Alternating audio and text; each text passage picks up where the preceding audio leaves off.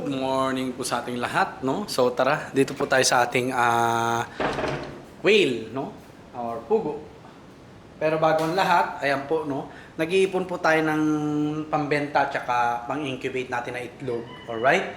So, marami na tayong napagbenta ng itlog at mayroon pa tayong order na 150 pieces.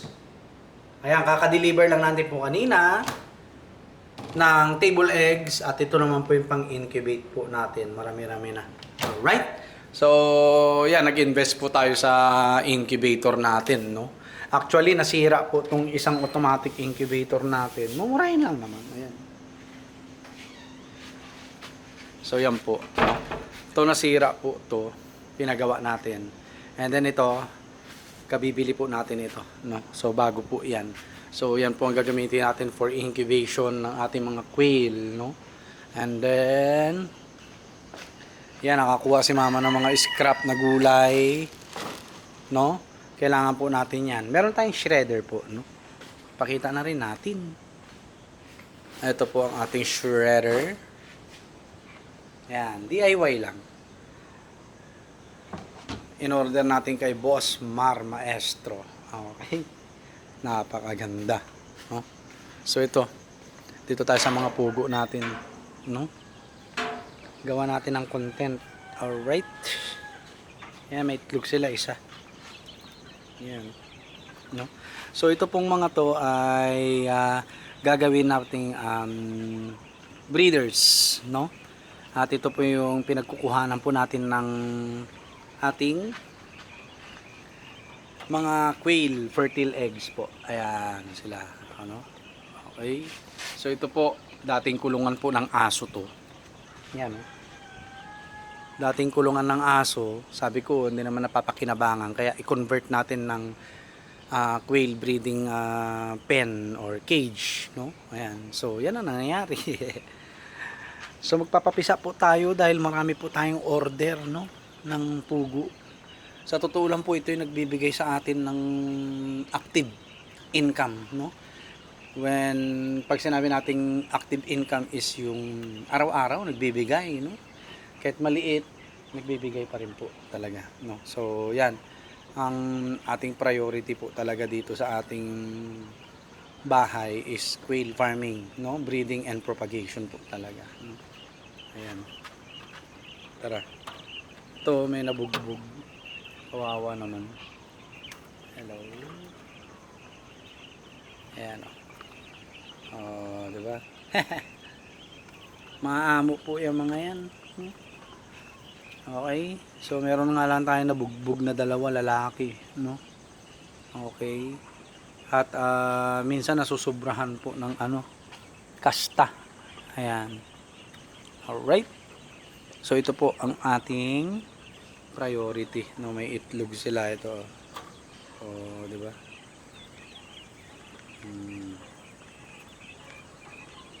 Yan.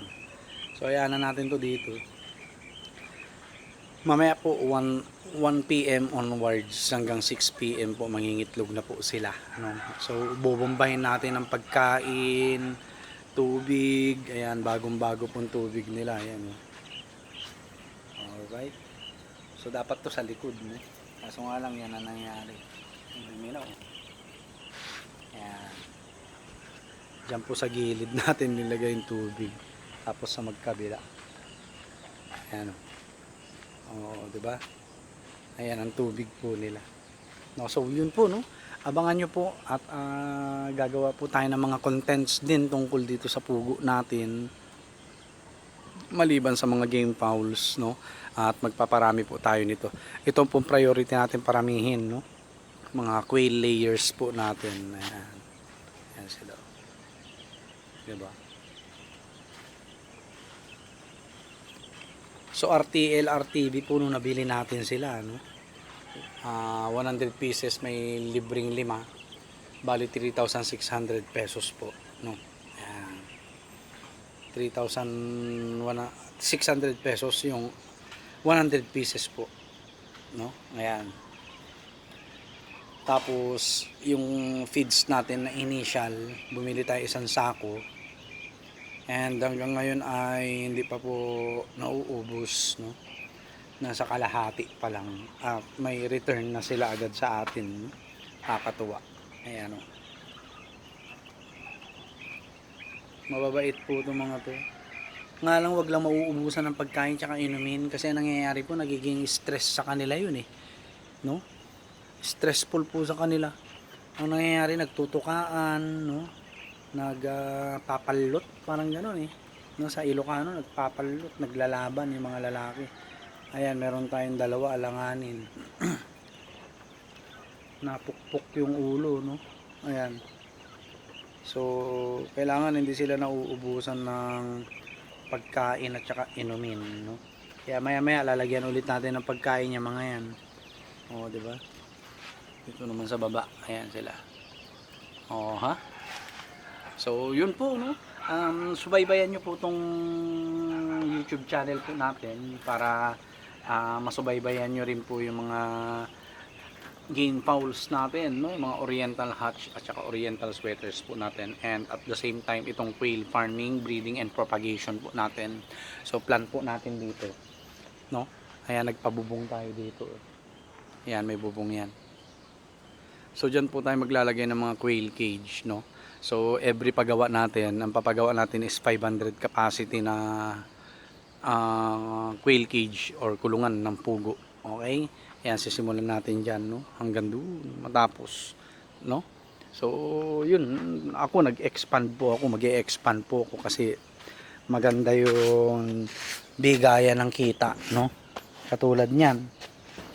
Ang dami nating order, kapag deliver na tayo kanina.